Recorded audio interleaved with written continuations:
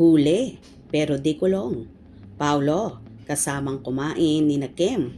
Twinkle, Carlo, listado sa bowl.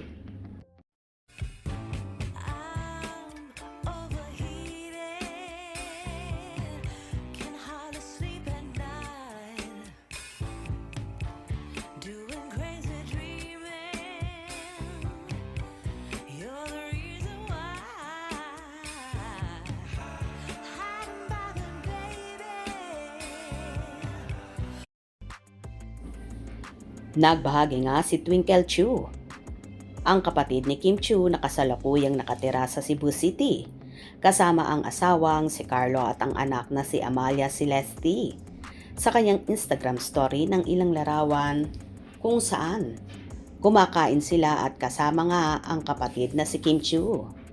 Ang makikita sa larawan ay tanging sila lang tatlo na tila ang pang-apat ay yung mismong katabi ni Kimin na nagtago. Pero kitang-kita naman na may extra bowl sa tabi ni Chinita Princess at mga veggies ang nakalagay. Alam naman ng lahat na di kumakain si Paulo ng meat at kalimitan nga ay veggies ang kinakain ng aktor. Posible nga bang siya ang photographer? Narito naman ang ilang hanash na mga kafanihan. Nagtago na naman yung isa dyan.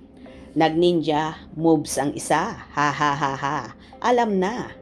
Nandyan kaya si Pau? Siyempre, yung photographer na naman. May nasilip ako, me. Hihihihi.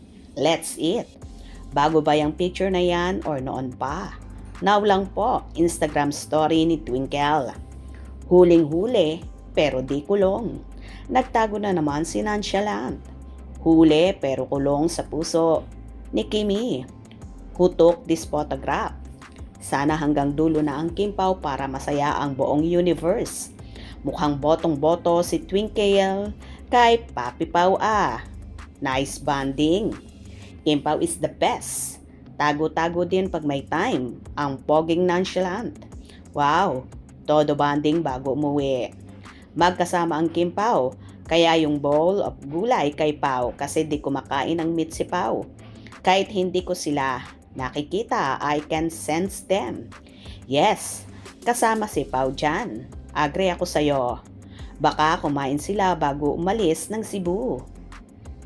Nasa showtime na kaya si Kimi today?